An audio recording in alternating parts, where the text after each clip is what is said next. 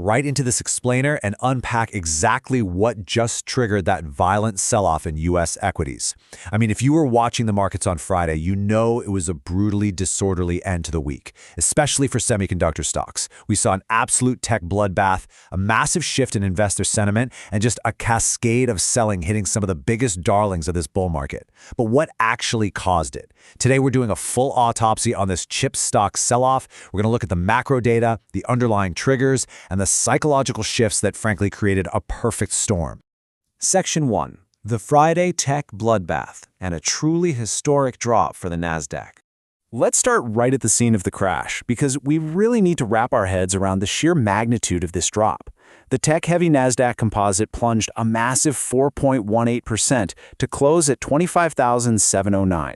Just to put that into perspective, that is its steepest single-day decline since the tariff turmoil of early 2025. And it wasn't just the Nasdaq bleeding out.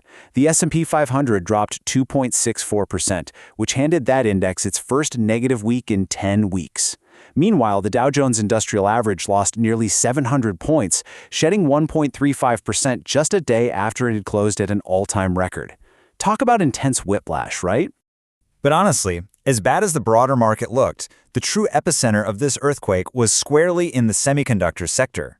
The iShares Semiconductor ETF lost a staggering 10% on Friday alone. 10%! That makes it the absolute worst single day for the sector since the pandemic panic back in March 2020. Wiping out 10% in a single session for an entire ETF, that is a massive systemic liquidation.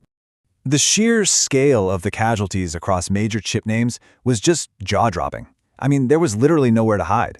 Marvell Technology led the plunge, dropping more than 16%. Micron Technology, which, let's face it, has been the absolute star memory chip maker of this bull market, tumbled 13% after already dropping 8% on Thursday. Legacy giants like Intel and AMD both plummeted around 11%. And Broadcom, a huge heavyweight in the AI space, ended up nearly 8% lower after taking a massive 12% haircut the day prior. And you know, this speculative drain wasn't isolated just to stocks. In a huge sign that capital was just fleeing risk altogether, Bitcoin tumbled below $60,000 for the first time since late 2024. When you see high-flying chip stocks and top-tier crypto selling off simultaneously with this kind of ferocity, it tells us investors are hitting the eject button on risk across the board. Section 2. The macro trigger, and that shocking May jobs report. So what was the actual spark for all this? Well, to figure that out, we actually have to look away from the tech sector for a second. The macro shock that really rattled the markets came straight from the Bureau of Labor Statistics on Friday morning. Economists polled by Dow Jones had expected about 80,000 non-farm payrolls to be added in May, but the actual number? A whopping 172,000, more than double the consensus. Now, usually, a strong labor market is great news, right? But in a market that's hyper-focused on interest rates, this good news was instantly treated as incredibly bad news for stocks. It set off a very clear economic domino effect. Step 1, we get that unexpectedly hot job growth. Step 2, the bond market reacts violently. The 10-year Treasury yield jumped above 4.5% and the 30-year yield advanced above 5%. Those are major key levels. And that leads directly to step 3. Those surging yields instantly revived fears about a slowing economy and rising borrowing costs. Remember, companies are currently spending billions to fuel these massive AI buildouts. If the cost of borrowing that capital suddenly spikes, the math on those AI investments gets a whole lot tougher. Section 3. The profit-taking avalanche and hovering over the sell button. Beyond just the macro data, we really have to consider the psychological state of tech investors heading into this week.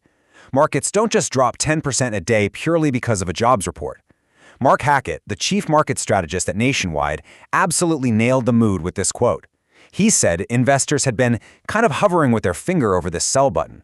Not because they necessarily wanted to abandon tech forever, but because if you've owned some of these semiconductor names over the last 2 months, your portfolio is completely out of whack with your long-term positioning goals. At some point, you just have to take profits. And it's super important to zoom out and look at the broader context here. Even after Friday's brutal bloodbath, that iShares Semiconductor ETF is still sitting on a massive 79% gain for the year. So this wasn't really a sector going from boom to bust, it was a sector experiencing a violent, deeply overdue haircut after one of the craziest runs we've ever seen. Actually, the initial cracks in that profit dam started a bit earlier. The exact catalyst for the chip turn wasn't super clear right away, but on Wednesday night, Broadcom really disappointed the street by failing to raise its AI chip outlook. That single failure caused the group to start losing ground on Thursday. It just proved that the market was priced for absolute perfection. Section 4. The SpaceX IPO factor, making room for a $1.77 trillion giant. But wait, there is another highly specific, fascinating catalyst lurking right around the corner, and it is actively draining funds from the AI market. I'm talking about the SpaceX IPO. Elon Musk's space and AI venture is scheduled to go public next week at an eye-watering $1.77 trillion valuation. That makes it the largest IPO ever. The sheer scale of this debut is a double-edged sword. It's boosting enthusiasm for the sector, sure, but it's also sparking major concerns that a debut this huge might mark the absolute top of an investing bubble.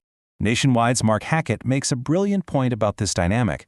Institutional and retail investors are desperate to get into the SpaceX IPO next week, but to do that, they need cash. And as Hackett points out, it's highly unlikely they're going to use Procter & Gamble funds to pay for it. They're going to sell off their high-flying AI trades, the semis, the momentum names. They essentially have to sell tech to buy tech. And that leads perfectly into his next point. Once that profit-taking boulder starts rolling down the hill, combining the Broadcom disappointment, the hot jobs report, and managers aggressively raising cash for SpaceX, you end up with these incredibly disorderly sell-offs. The momentum just takes over. Section 5. The Great Sector Rotation. So, where did the money actually go? Because here's the thing, capital rarely just vanishes. It rotates. What we saw on Friday was a textbook flight to safety. Investors weren't just taking their money out of the market and going home. They dumped the volatile, high-flying AI and momentum names, and they rotated that capital straight into safe haven, reliable areas like consumer staples and healthcare stocks. The contrast is honestly wild. While the Nasdaq was bleeding out and chips were plunging, boring household names were having a fantastic day. Colgate-Palmolive added 4%.